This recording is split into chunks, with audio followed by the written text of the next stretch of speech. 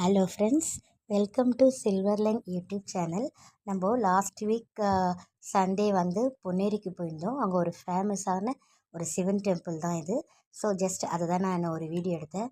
பாருங்கள் எவ்வளோ அழகாக இருக்குது. நிறைய ட்ரீஸ்லாம் இருந்தது. இது வந்து அவங்க அந்த கோயில் பக்கத்தில் இருக்கிற ஒரு வீடு. அந்த வீட்டுக்கு நான் ஜஸ்ட் போய் பார்த்தேன், இந்த பூக்கள்லாம் அழகாக இருந்துச்சுன்னு. அதுக்கப்புறம் பாருங்கள், இந்த கோழிலாம் இருந்துச்சு. அப்புறமா பார்த்தா ஒரு எல்லோ கலர் பூ, இந்த மாதிரி நிறைய கார்டனிங் இருந்துச்சு. அண்டு இந்த மாதிரி ஒயிட் கலர் பூ, இது ஜாஸ்மின் ஃப்ளவரா என்னான்னு தெரியல. அதுக்கப்புறம் இந்த குரோட்டன்ஸ் செடி இது ஆல்மோஸ்ட் சென்னையில் நிறைய இடத்துல இருக்கும். இது போகும்போது அந்த பக்கம் எடுத்தது. இது பூமி மாடு பாருங்கள். இது நம்ம வீட்டை இந்த திருவிக நகரில் நான் பால்கனியில் இருக்கும்போது சும்மா ஜஸ்ட் ஒரு வீடியோ எடுத்தேன். இந்த வாழை மரமும் பாருங்கள் அவ்வளோ அழகாக அந்த கொலை தள்ளி இருக்குது. இந்த டாக் பார்த்தீங்கன்னா இது பேர் வந்து சிப்பிப்பாறை அப்படின்னு சொல்கிறாங்க. இது நம்ம ரெடில்ஸில் ஒரு வீடு பார்க்கும்போது அங்கே இருந்துச்சு இந்த டாகு. நாட்டு நாயின்னு சொல்கிறாங்க அதை. அதுக்கப்புறம் அன்றைக்கி ஈவினிங் வந்து நம்ம வேர்க்கடலை வாங்கிட்டு வந்தோம் ரெடில்ஸ் மார்க்கெட்டில். நல்லா ரொம்ப, அதாவது மண்ணெலாம் இல்லை, அவ்வளோ அப்படியே கழுவி வச்ச மாதிரி அவ்வளோ ஃப்ரெஷ்ஷாக இருந்தது. ஸோ அதை ஈவினிங் வந்து ஒரு உப்பு போட்டு பாயில் பண்ணிவிட்டு அதை கொடுத்தோம்.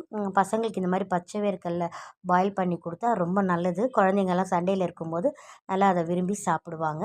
அதுக்கப்புறமா வந்துட்டு பாருங்கள், இப்போ அடுத்தது நான் என்ன பண்ணுறேன்னா, ஈவினிங் இது டுடே வந்து பிரெட் டோஸ்ட்டு சும்மா போர் அடிக்குதுன்னு சொன்னாங்க.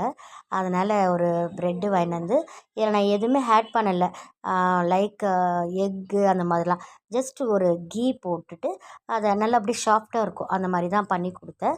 அதுக்கப்புறம் ஒரு டீ சாப்பிட்டோன்னா கொஞ்சம் நம்மளுக்கு ஃப்ரெஷ்ஷாக இருந்தது. பாருங்கள், பக்கத்தில் இது ஒரு பேக்கரியில் தான் வாங்கினேன். அதுக்கப்புறம் டின்னர் பார்த்தீங்கன்னாக்கா இந்த ஃபேவரேட் கார சட்னியும் அண்டு இட்லியும். இந்த கார சட்னி எப்பயும் போல் நம்ம பண்ணுறது தான். சும்மா ரஃப்பாக ஆனியன் அண்டு டொமேட்டோ ரஃப்பாக சாப் பண்ணிவிட்டு அதுக்கப்புறம் ரெட் சில்லி நம்மளுக்கு எவ்வளோ காரம் வேணுமோ அந்த அளவுக்கு போட்டுட்டு அதை மிக்சியில் நம்ம அரைச்சிட்டோம்னா கூடவே நான் கொத்தமல்லி கருவேப்பிலையும் போட்டு கிரைண்ட் பண்ணியிருக்கேன். அதுக்கப்புறம் இந்த பேன் வச்சு ஆயில் நல்லெண்ணெய் தான் ஊற்றிருக்கேன்.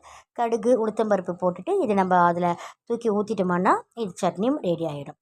தேங்க்ஸ் ஃபார் வாட்சிங்.